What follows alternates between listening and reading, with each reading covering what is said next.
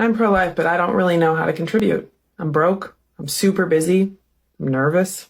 Do you tell people you're pro-life? I mean, it's a tricky thing. My friends are basically all pro-choice. Do they know you're pro-life? Well, no. If I tell them I'm pro-life, they're immediately going to think of all these horrible stereotypes. And the idea of trying to break all that down, it seems like a lot. It can be, but we really need our side to stand up. What do you mean? I mean, I don't know about you, but I've been in predominantly pro-choice social circles basically my whole adult life. And a lot of them don't have any idea what pro-lifers really think or what we're like. All they know is the caricatures that they tell themselves. Yeah, it's exhausting. It is, and there are some reasons for it that are out of our control, but some of it's on us. We cower. We'd rather stay safe and silent than risk piercing the echo chamber. I think that's a little harsh. Maybe. I'm not asking people to grab a bullhorn and start yelling in the streets. I'm not even asking people to argue privately with their friends. Isn't that what you're asking me to do? No, I'm asking you to identify yourself. That's all. Identify myself. Yeah, when your social circle starts opining on abortion, stand up.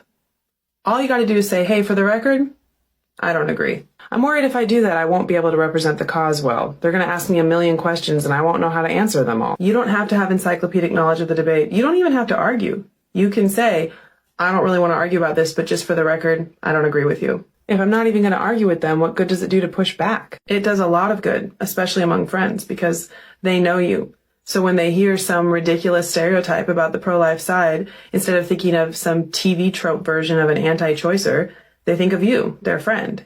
And hopefully they think, that doesn't sound like my friend. Maybe that's not a fair assessment. I don't know. Maybe. This is especially important for those of us in predominantly pro-choice social circles. A pro-lifer who mostly hangs out with other pro-lifers or lives in a mostly pro-life town isn't going to get the same traction. She says, hey, I'm pro-life. And they're like, yeah, so are all of us. But you and I are in a different position. We're like sleeper cells or ambassadors.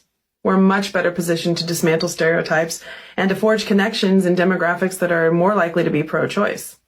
But in order to do that crucially important work, you have to be willing to be a little bit uncomfortable. Possibly a lot uncomfortable. Possibly, but you might be surprised.